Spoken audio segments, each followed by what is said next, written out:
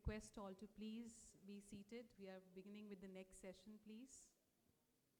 So everyone, I know the earlier session was very insightful, and all of you wanted to connect with either the speakers or the panelists. But let me assure, this is the last panel discussion of this two-day event.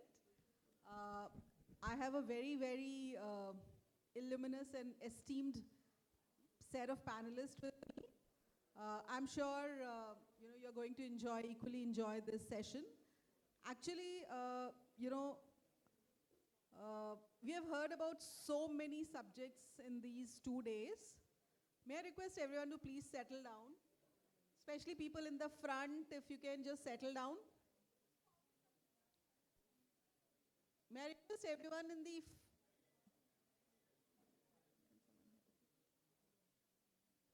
Request everyone to please settle down and get seated, please. We can go in for the discussions post this session. So as I was saying that, see, we have heard about so many subjects. I'm sure people who have been here throughout these 2 days, I mean, your head buzzing with so many aspects of sustainability. So we have heard a lot about climate change. We have heard about water, nature and biodiversity. We have heard about even subjects like supply chain, social equity, and and then we just heard about the technicalities of product sustainability, right? So these subjects, one, there are so many subjects, there are multitude of subjects, and many of them are interconnected. So you would obviously, I hope, one, sympathize with the set of panelists sitting here, because, most of us represent the complex, function of sustainability in our own organizations. And if you have these are just 2 days, but just imagine putting all of it together, trying to get a semblance and create a strategy around it in our own organization, with internal stakeholders as well as set of external stakeholders. So I think that's a lot of work, and probably hence CII has called this session as Trailblazers of Sustainability. So, and that's why we have the practitioners here to share their experience on how do they, make sense of all these subjects that we have seen, and then create and execute and create a transformation in their own organizations. We will be hearing from their insights, their experiences, their point of views. So I'll just very quickly introduce my panel here. So we have with us Mr. Ravichandran Purushottam. He is the president of Danfoss. Danfoss is a global engineering solution company, and their product offerings are all the motors and all the electrical devices which goes into the manufacturing aspects. I have on my left Kanika. She's the director of Unilever. She represents she has the responsibility of sustainability for South Asia. And on my left, again, I have got Anisha. She heads the procurement and sustainability for Lindstorm. Lindstorm is a global workwear company, and one of our panelists is on the way, and he's Utsav Dikshit, and he heads the sustainability and strategic engagement for ALPLA India. ALPLA is again a global leader in development and production of plastic packaging. So again, diverse set of offerings, diverse set of organizations, but the main, all of us sitting here represent the sustainability function in our own organizations. So as I said earlier, there are a multitude of things, but I think there are 2 key stakeholders when we think of sustainability, and the very important stakeholder is our customers. So the earlier session was on product sustainability. So while most of the things like climate, water, etc., you probably work at more at a unit level or at a functional level, But when it comes to a consumer or product sustainability, I think now we are seeing a shift that there is a preference being shown by customers, either B2B, there's a stronger probably pull from a B2B segment, but even in B2C, there are some, there are preferences being shown by the consumers for brands who are able to demonstrate sustainability in their product offerings, right? And there was a global study which says that they actually said how many consumers prefer to buy sustainable products.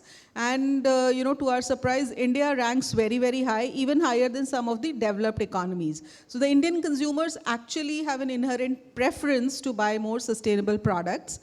But as I think, then multitude of things, if you are working on a net zero goal at a corporate, you will be probably improving your process, you will be reducing your water efficiency. But I think a common set of challenges that all of us sitting here, and also some of you in the audience would say that how do you then convert all of it into a product that you are offering, right? And then also communicate it to your customer in terms of how you have differentiated your product on some sustainability KPIs. I think that's a challenge that still remains to be solved, but there are tools like LCA or there are, KPIs which you can adopt, but it is a bit more challenging. So we'll hear our panelists speaking about it more.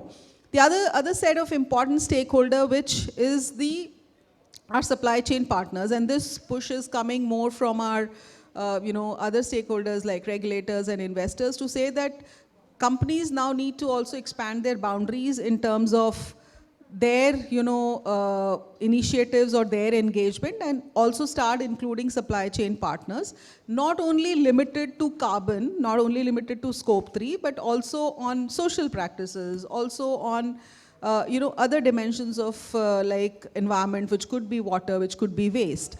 Right, so these are two important, I think, perspectives on a product, which is, the brand reputation, which will impact your customers, and also on how are you leveraging your, the work that you do with your social, on the supply chain side. So with this context, I'll now open it to my panelists to share their experiences, their insights, their point of view, and what have they done in their organizations to actually,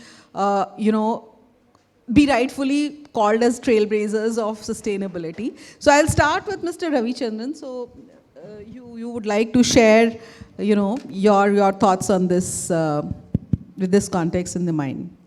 Thank you very much. I think it's really a diverse panel, I'm the only odd guy out here. Hopefully, I thought I'll make that opening statement, but there was Utsav who would have balanced it, so yeah. Hopefully it'll be a balanced It's also great panel. To see a lot of young crowd. In a temperature is much better inside than outside. It's freezing outside. So good afternoon, everybody. Let me give you a short introduction about what I represent so that you could connect the dots on what I'm going to say and what is the context of sustainability that I talk. Firstly, we are a B2B business, a technology business. We make products that reduces energy consumption. A building like this uses a lot of our products for cooling.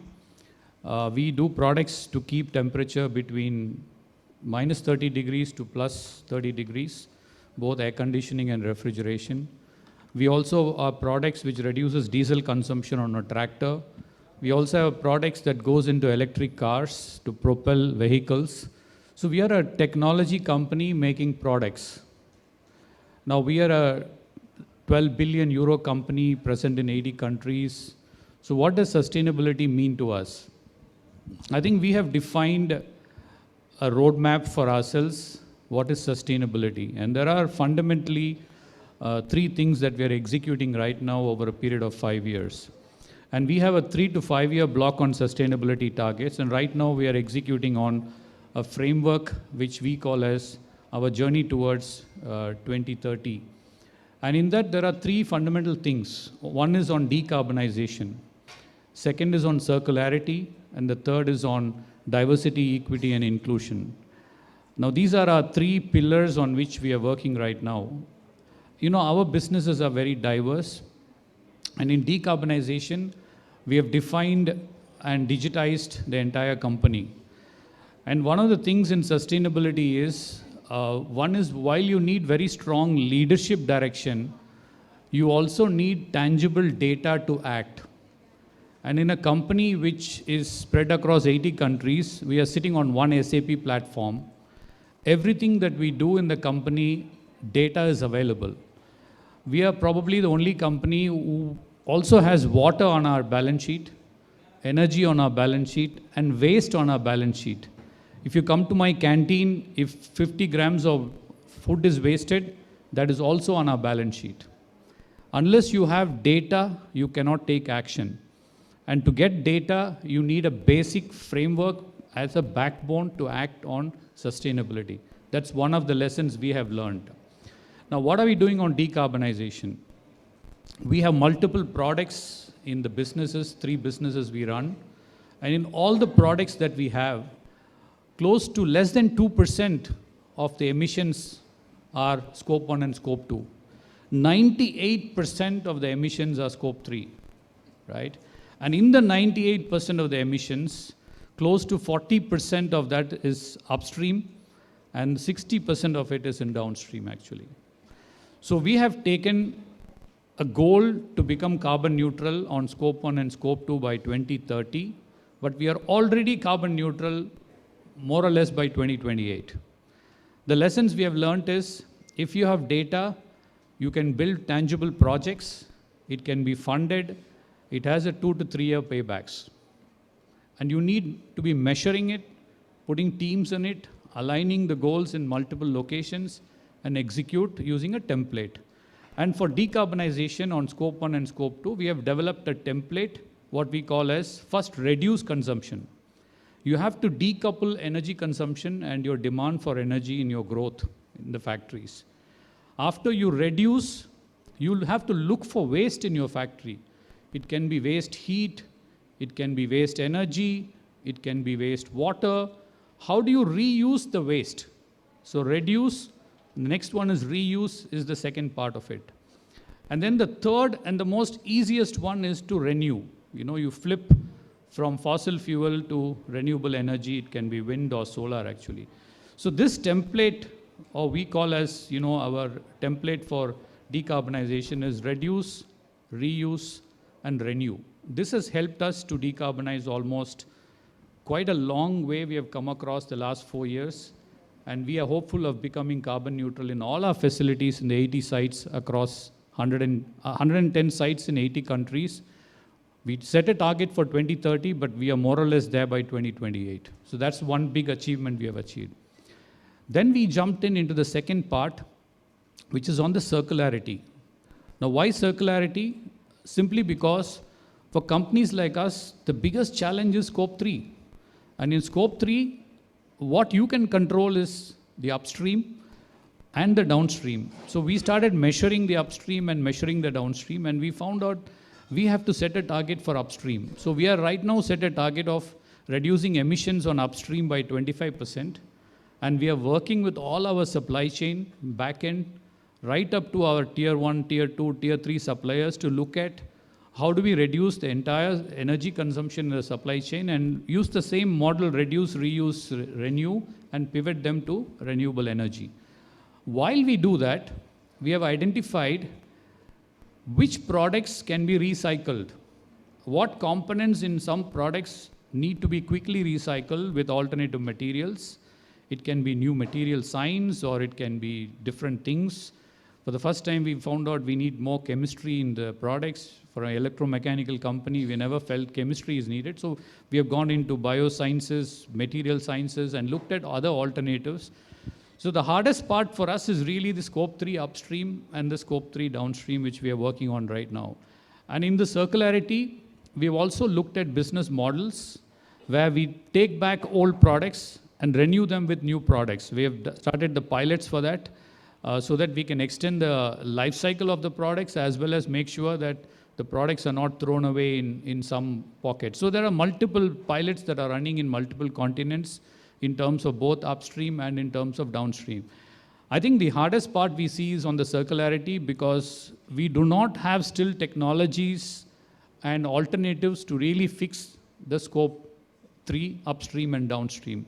We have done pilots on moving goods from my factory to Mumbai and Delhi using more of electric train as an option, using green corridor as pilots. But still the whole ecosystem has to fall in place for the movement of goods as well. So there's lots of pilots we have undertaken on the circularity. And in the third area, we are working around on the diversity, equity, and inclusion. And this is a very difficult challenge because, we are a technology company. If you take India as an example, I have about 4,000 employees. My average age in the company is around 31. And I have a lot more younger people. The domain knowledge is with the older people. So we have demonstrated a model which we are working in our company, which is called as the employee resource groups. So we have formed 5 employee resource groups where for multi-generational, pride, abilities, multicultural and continental, to really look at how do we build, a larger community with a knowledge economy that can be transferred from one generation to the other generation. Because the next 20 years is going to be the difficult part. The business challenges are getting bigger and the domain challenges are getting bigger, and the disciplines are merging. Technology is becoming a resource liberating force. So there's a lot of work going on through the ERG platform. Quite a lot of work is going on the DE&I. Of course, we have targets. So these are some of the very, very high level stuff which I wanted to share with you all. But time permits, I'll go deep into each one of them. Thanks.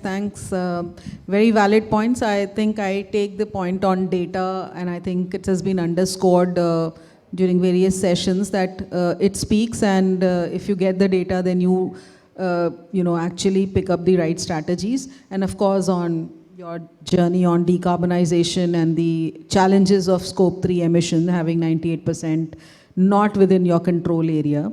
I'll now, to you, Kanika, in terms of, your Trailblazer experiences in Unilever, and of course, the products that you have touches all of us as consumers, right? We would be using it. And then what is your, take, your experience, your thoughts, and how do you prioritize amongst plethora of things that needs to be done? How do you create that balance, and then also take it to the consumers and educate the consumers, create a, brand reputation?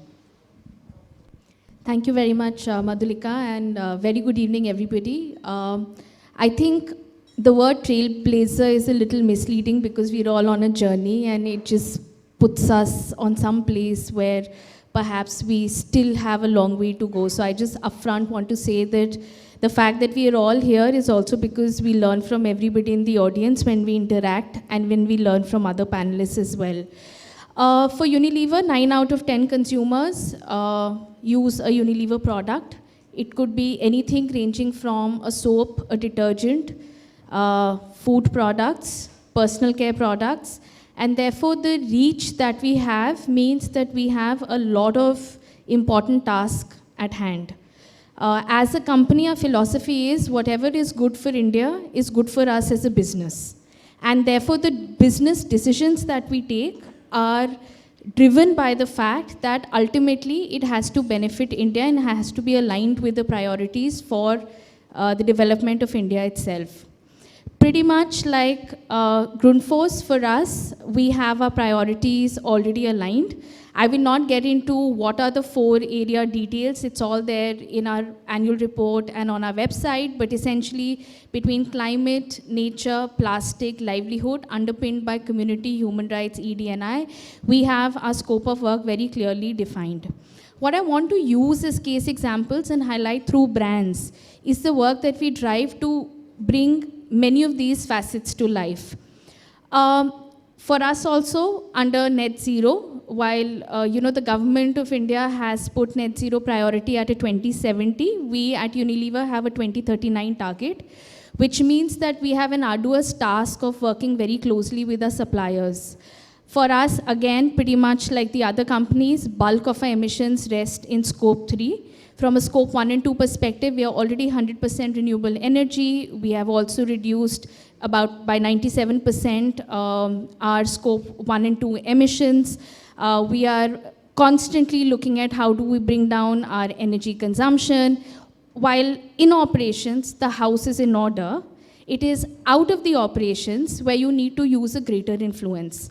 So for us, from all the categories of businesses, home care is one business where bulk of our emissions come from, primarily because it is from the chemical suppliers that we need to work with, where bulk of our high intensity carbon emission suppliers or other products really that we source.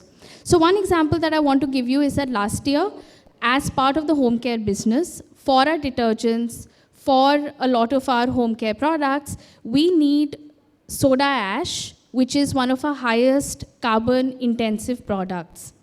And to make that into a green soda ash by capturing carbon, we worked with one of our suppliers called TFL, Tuticorin Alkali and Phosphates Limited, Fertilizers Limited, wherein we ensured that we have 60% reduction from the green soda ash because of CCU that we are able to enable in the detergents that many of you might be using in your households.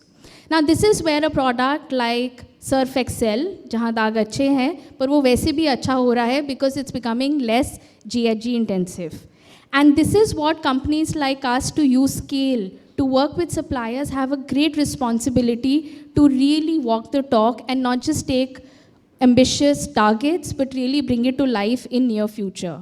To be net zero by 2039 would also mean that we need to have midterm targets. So we have short-term targets till 2030 to be able to make us go till the 2039 runway. While also working on our products, we've coined something known as the Clean Future Summit, where we work with other suppliers, wherein 66% of our suppliers are signatory to the fact that they would have a pathway to help us bring our scope 3 emission down and thereby enable their scope 1 and 2 reductions. To do that, we also need to have a movement in the industry. So we are part or founding member of a coalition, which is Resource Efficiency and Circular Economy with another industry body. And that helps us to essentially make the narrative more spoken about, understood, with capacity building happening at every part of step as we go along till the 2030 and 39 journey. And just like that, we would have other brands that leverage things on other aspects. Just one more point that I would like to highlight since I'm talking of Surf, even the bottles that Surf gets put in, we would ensure that virgin plastic reduction is enabled, which means that post-consumer recyclable or PCR mix in the bottle is far higher for you as consumers to have a product in your hand where virgin plastic footprint is less, where carbon footprint in making of the product is less, and net the experience or the product superiority for you, ultimately you would want ki daag chala jaye, that does not get compromised. I think that's how we operationalize sustainability, and as we go along in the conversation, I would be happy to talk about more examples. Thanks, Kanika. That's really exemplifying some of the practices which are much more, people generally think at a corporate level, but then how you bring it down to brand and, have those brands speak for themselves. I think exemplar work.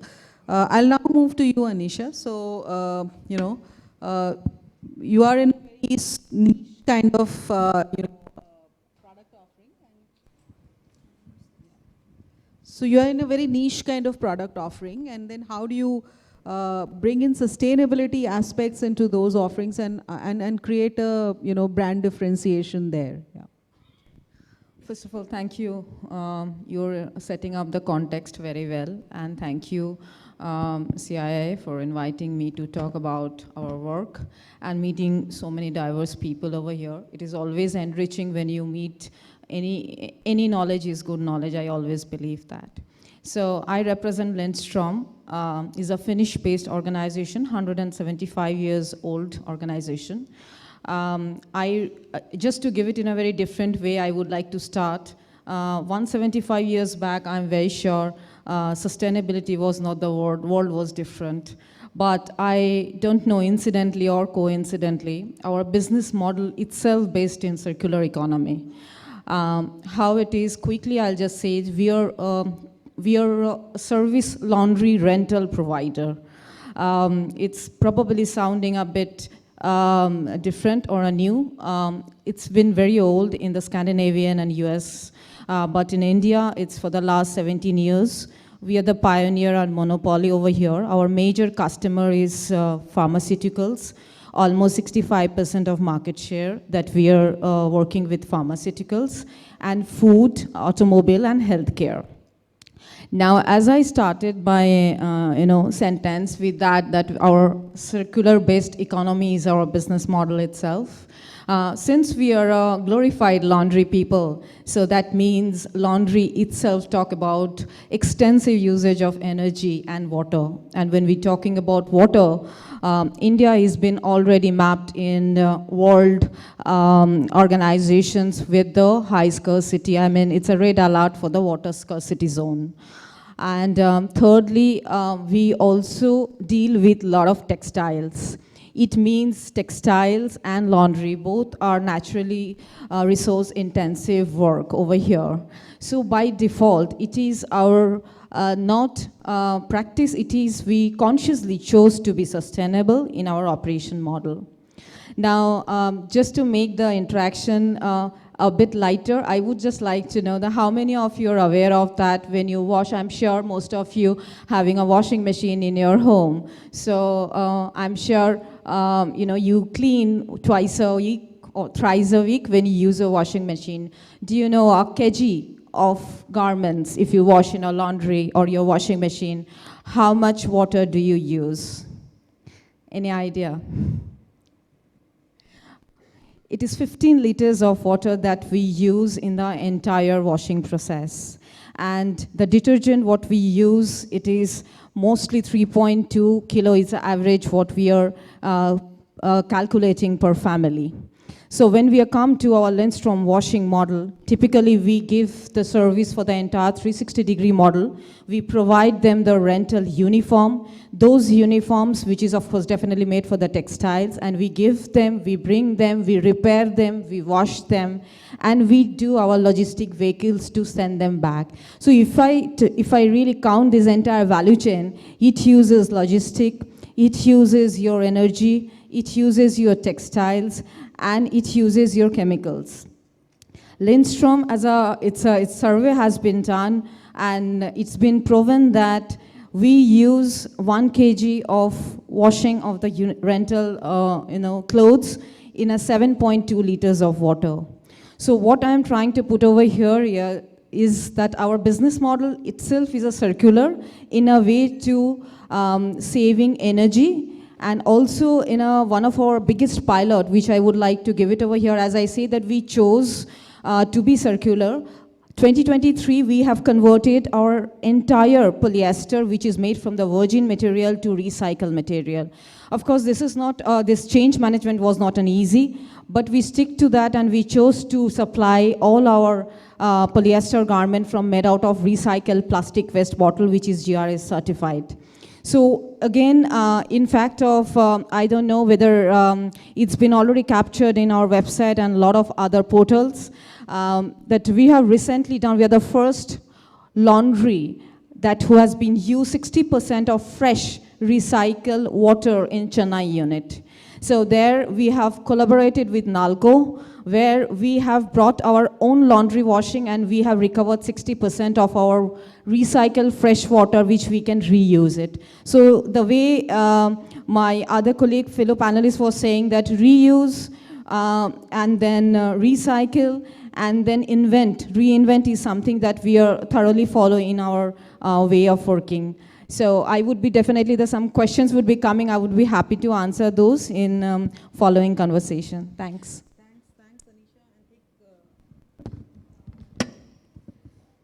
Thanks. I think this is a great example of sustainability as a service. We hear a lot about sustainability into hard products that are there, but great example of sustainability into a service. I'll now again come back to you, Mr. Ravichandran, on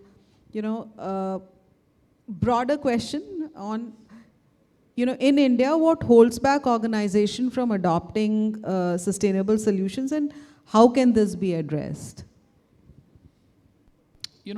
I think when I look at the Indian industry, primarily there are large companies who have clearly set out an agenda, what they want to reach in terms of their sustainability goals and initiatives. And there are tangible actions that are following through those leadership commitments on the large companies. So I think we will keep them as the real trailblazers, whatever category you want to call them. I think the hardest part of where we are sitting is in the mid of the pyramid, which is the small and medium enterprises, or what we call as the Mittelstand companies. I think there is a humongous opportunity for engraving or embedding sustainability in their daily work. I think what is really missing is awareness. Second, where to start and what to focus. I think that's the second big challenge. And I think the third is also around demystifying what this is all about, right? I think people sitting in this room probably understand what is sustainability, but when you go down into an MSME, like for example, one of the companies who's a supplier of us came and asked me, so CBAM is coming, will I be able to export to your factory in Poland, example? Now, he's already sitting on 100% renewable energy. He doesn't even know what is his potential actually.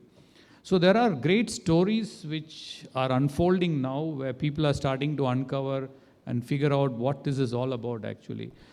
So I think hand-holding small and medium enterprises through a small template, I would call it as a playbook, and guiding them.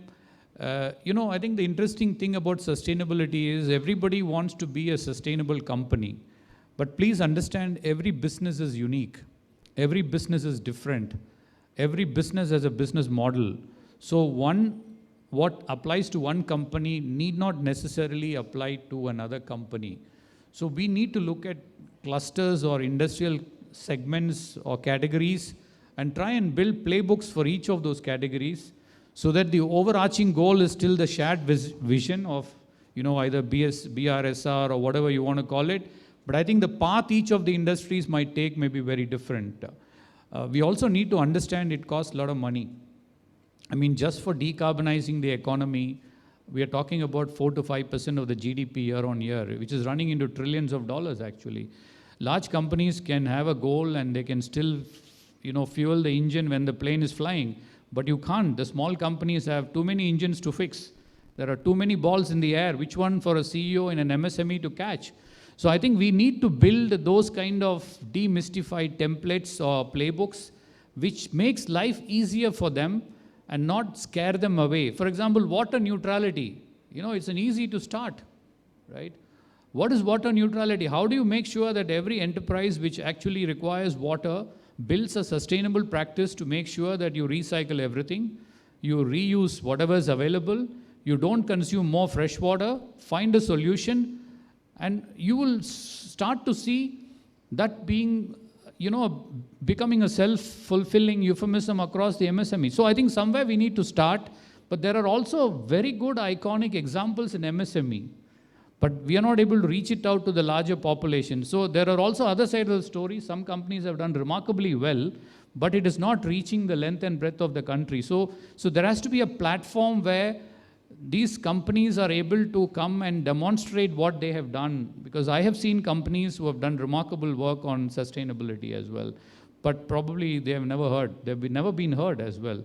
So I think we need to look at how do we bring change, especially in the MSME sector, so that they are part of this transformation. And then lastly, I think the big companies have an opportunity to work on their supply chain. For example, if I have 500 suppliers or I have 300 suppliers, as a large company, in the policy making, if we can be incentivized to help the smaller companies in some way or the form, it will be a lot more motivating for us to put, because today we are putting a lot of effort and energy on decarbonizing our supply chains to make sure we are faster on the market. But again, this is not a race against myself, this is a race against the entire planet. So how do we make large companies accountable for building sustainable practices to their tail end of their supply chain? So I think a lot more ownership has to be put on the large companies, because they are the ones who can actually carry the best practices deep down in tier 1, tier 2, tier 3 supply network. Thanks. You brought in very important points on, the large MSME sector, which is getting left behind, and which is actually the essential part of this story and a very large part of this story. Beyond scope 3, there are many multiple aspects that could be done. And to start with, on the capacity building of them, and then also the, how can we create a larger platforms where the success stories can be shared much more effectively and it can be scaled up. And the last very important point on financing and incentives. So financing for the MSME sector to accelerate their journey. And I think incentive for large organizations to, go beyond voluntary, and actually there's a motivation for them to also engage with their EA. And like we were talking, hi, just in time. So, like we were talking earlier with the CII Green Business Center representatives that, they have a Greenco rating, Greenco Light for their supply for MSME sector. And can there be an incentive for even even if it's not a monetary incentive, but can there be something from the pollution control boards in terms of easing of, the condition to operate kind of a thing for them? And that also can be a big incentive for both the MSME as well as the larger organizations to engage much more with their MSME. So now, to your point, we now have Utsav with us, so we now have a balanced, panel. So Utsav, maybe we just concluded one round on all the organizations sharing their stories on, Trailblazers and sustainability. So maybe you can, you sit in a very important section of the value chain as a, global manufacturer of packaging and, developing and packaging, and it's very important, aspect of the whole circular economy and whole sustainability, journey of many more downstream large organizations like Unilever, like ITC. So would you like to share your perspectives on the whole sustainability, and then I'll also come to you with the second round of questions. Yeah. Absolutely. Thank you for that. And my apologies for being late. My apologies. There was something I just couldn't get out of. But as a converter, right, there are a few things we've done when it comes to circular economy and setting up the organization. It's just not where we fall in the value chain, but what's within the soul of your company. And over the last 8-10 years, the entire soul of the company has been overhauled to wanting to be the most sustainable company in and of itself, right? So any activity that we do today, any project that we take on, any new design work that we take on, any new plant that we set up, everything has to fall into reduce, reuse, recycle, and replace. And even our leadership is completely shifted. The organizational model has shifted to fit into these buckets, right?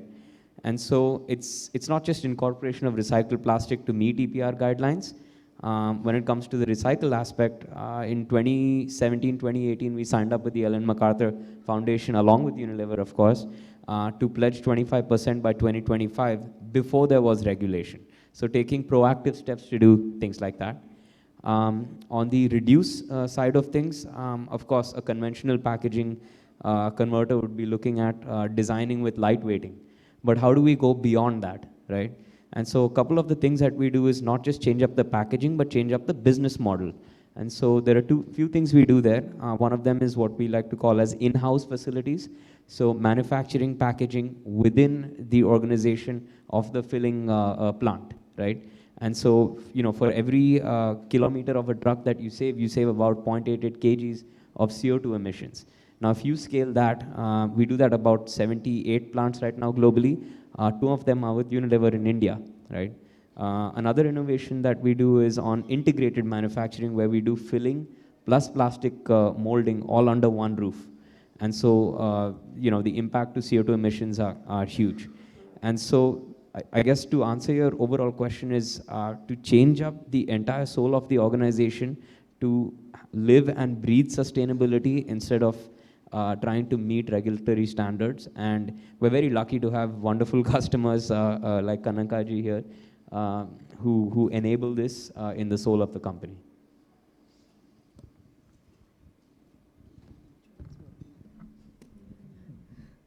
Thanks. Yeah, very important concept. I think soul of the company. I think we heard something yesterday on culture being very, very important for actually driving large-scale sustainability transformation across organizations, across multiple functions within the organization, and then also taking it beyond your organization to your consumers, to your supply chain partners. I'll come back to you, Kanika, now on, so you much more on now on the social part of the work that Unilever also does. So how do you, effectively integrate the lessons learned from programs like Prabhat into the global sustainability strategy and ensure that these insights that contribute to the development of a positive brand image and through sustainable and responsible business practices?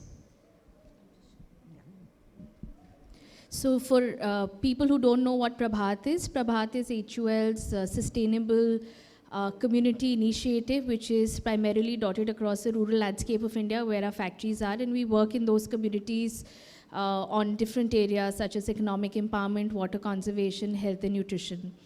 I think the most important thing here is that, especially for a company like ours that, like I mentioned, practically reaches every household in India, is that your experience of not just the product that the consumers use have to be good, but also where you're operating has to be equally good for those communities and the people and environment.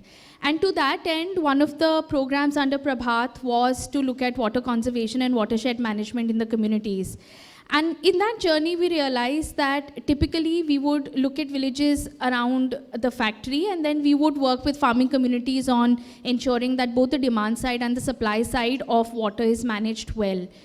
But over the years, we realized that the fulcrum of this initiative needs to be the watershed in which we are present, which means where is it that your factory is, on what watershed is it operating, and therefore that immediate impact, the number of villages in that watershed first need to be taken care of, which then over the years led us to the journey of Alliance for Water Stewardship, which ITC would very well know of, so I don't need to really talk about it to you, but for the larger audience, one of our plants recently secured a platinum rating for AWS certification, which is very hard to get, which means that you're not only looking at water usage within your operations, but you're equally looking at the water usage outside of the operations in the watershed that you're operating in by including enough and more stakeholder engagement by virtue of giving back that much or more water to the community. Now this becomes more scientific in nature and therefore more credible because it's a certification and therefore third party, which is a global party, comes and certifies you. This goes on year, factory to factory, and our endeavor now is pretty much like ITC, which has in multiple factories, to really include our journey of water stewardship much more strongly. Water stewardship is important for India and material for India, may not be that material in the global context. But in the Unilever sustainability outlook and goals, water stewardship is highlighted as one of our key initiatives where 100 factories would be part of the water stewardship program. I think that's what a program like Prabhat really does. On the social side, I also want to highlight from again a brand perspective of all the soaps that many of you might be using, which might be Unilever, you would have probably heard or not heard of the Dove Self-Esteem Program. It's a very important point that I would like to make, because while working with rural communities, you realize not just that there is a need for more skilling for women and equity, etc., but as much in urban spaces, women do have low self-esteem in a lot of places with respect to their own body. For example, Indian women are pear-shaped. How do we highlight and celebrate that? All shapes, sizes, all colors, it doesn't matter. So a lot of the television ads that you would see from Dove would be shattering the stereotypes, essentially celebrating positive self-esteem. And also at the same time, offhand from a social mission perspective, working with over 70 million women to help them have that confidence that can help them to take them further in their career or their own individual journey. I think as a corporate, therefore, it's really about understanding where you're operating, what impact you can have, what's your sphere of influence, and on the 3 or 4 areas that I highlighted, which is climate, plastic, nature, livelihoods, underpinned by communities, human rights, and ED&I, essentially continue to make that positive impact from both environmental and social perspectives. Amazing. Great example. I think that's a power of brand on how to also take up some of the social stereotypes through your brand communication. And just wanted to also say that one of our personal care brands, they have been working on the mental health of women, which is also a very, very important social subject. And that's how the brands can leverage the power they have on the communication and also create these kind of stereotype subjects, which were erstwhile stereotype, mainstream these conversations and get women also on board them and ask them to come forward in case they have some mental health issues.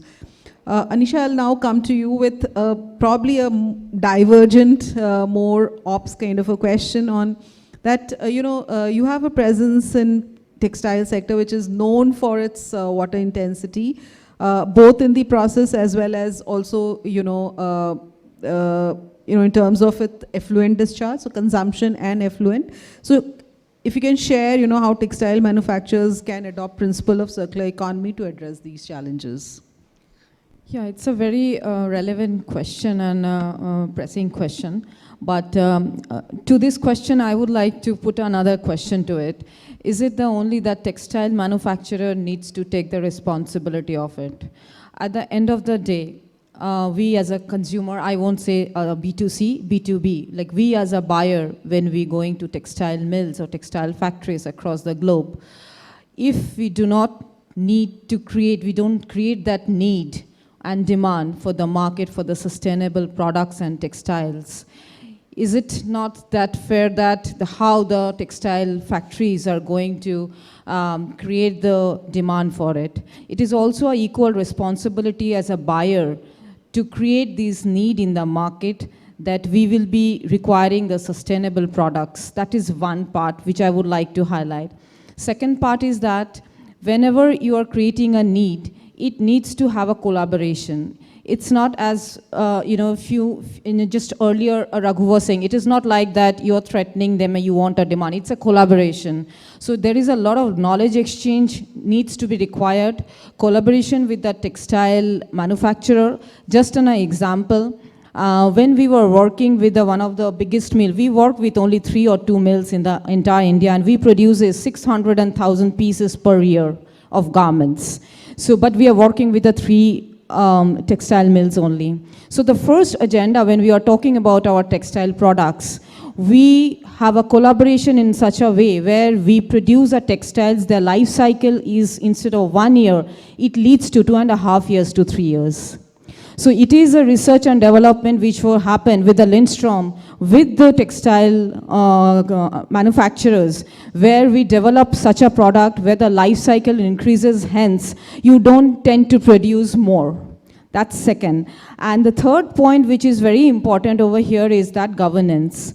You can set your target, then you can put it in one goal, but is it been followed? So it is very important to have a governance. So Lindstrom having a very strong and robust audit management tool. And this is a audit management tool which is directly linked to our global sustainability report.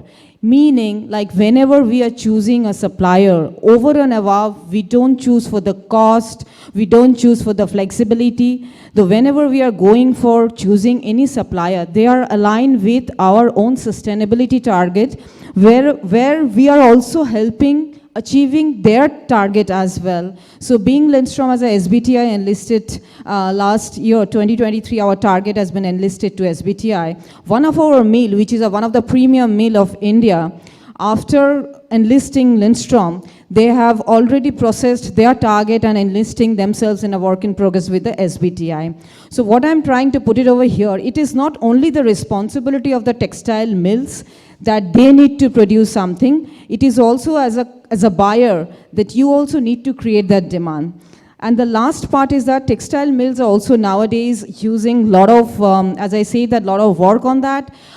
We are purposely buying ASO-free textiles. That means the ASO, if you know about it, it is basically a carcinogenic. So it is basically, it's not very good for the health as well as it creates an environmental impact. So we make sure whenever we are importing or we are taking it from domestic, all our dyes are ASO-free. Secondly, the intensive usage of energy. So our textile partners, 65% of their energy is right now green energy. So they are using from solar 60% of their consumption. So what I'm trying to say over here is that it is very important and pivotal role of a buyer as well, along with the textile companies, to have a sustainable practices in terms of textiles production process. No, you're just underscoring the point on collaboration across your value chain partners and how it can create transformational, results. So we have about, 5 minutes left in this panel. And all of you have the, opportunity to ask your questions, shoot your questions, and get to learn from the insights and experience of this very esteemed panelists sitting here. So I would request, you to ask your question. Keep it brief. Keep it to a question. Give your name and then your organization, and then ask the question.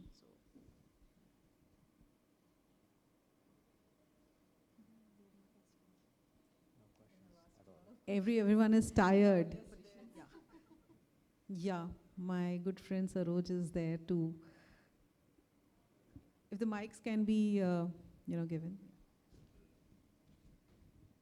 Yeah, thank you very much. It's a very good, wonderful panel and a lot of learnings I had today. I am Saroj Banerjee from Tata Steel.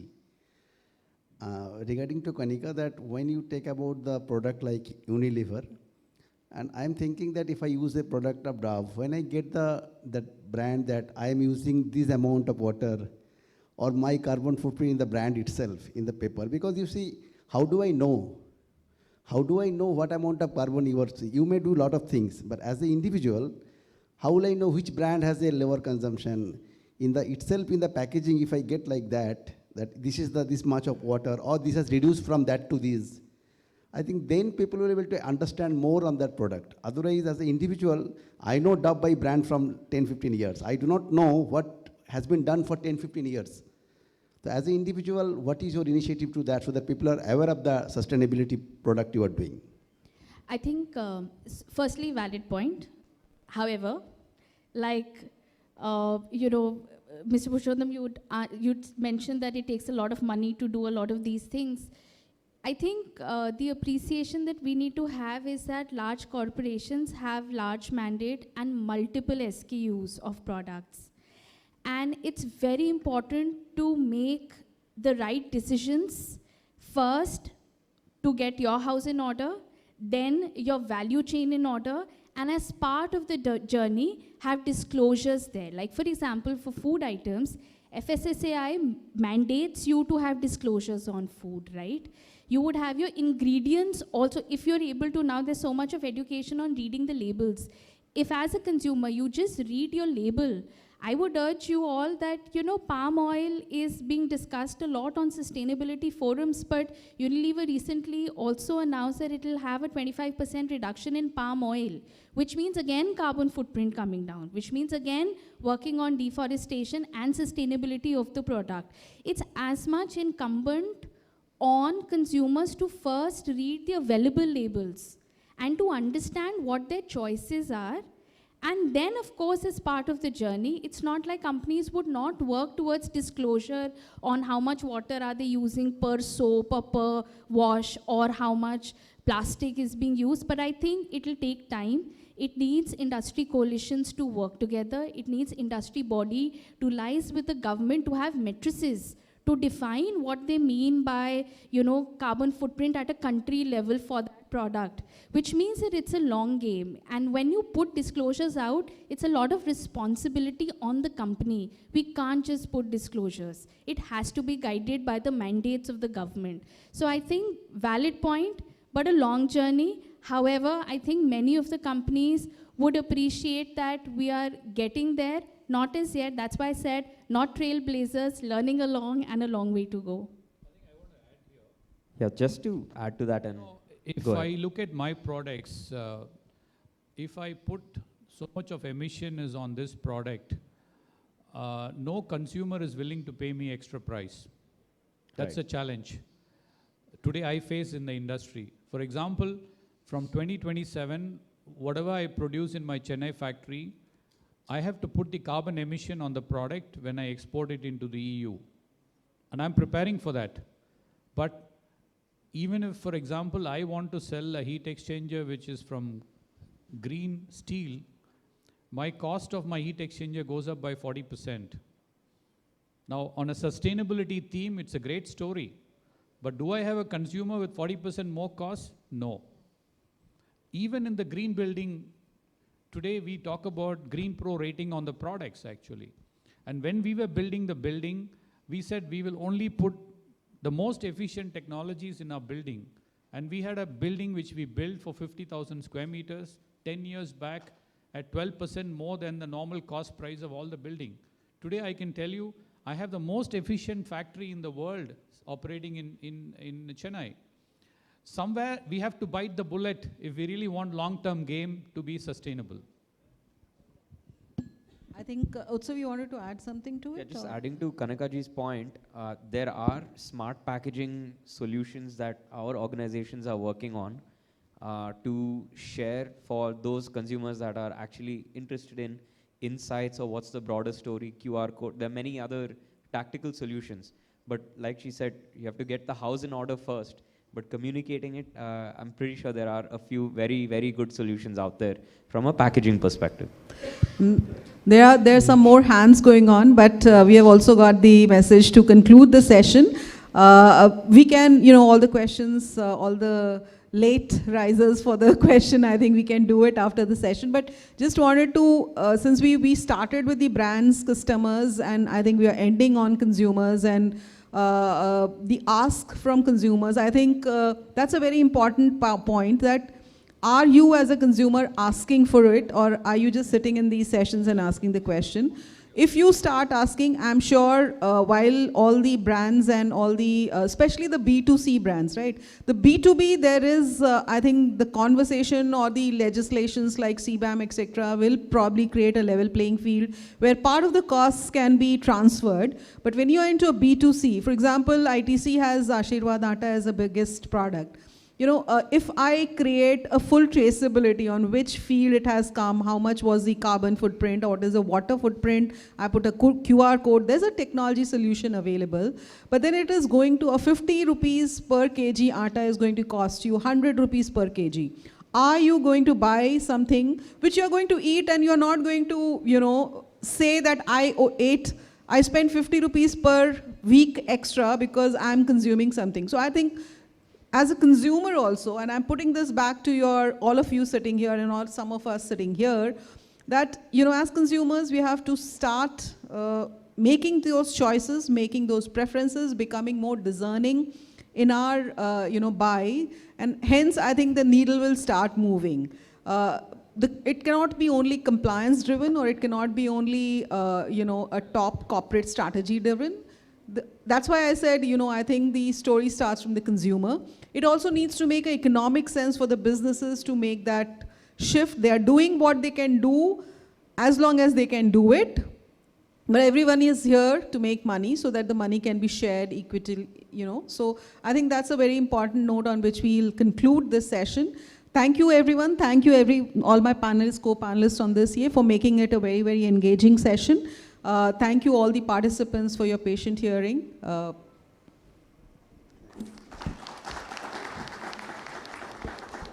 Ladies and gentlemen, that concludes the session. A heartfelt thanks to our panelists and moderator for their valuable insight. I kindly request all our speakers to gather for a group photograph.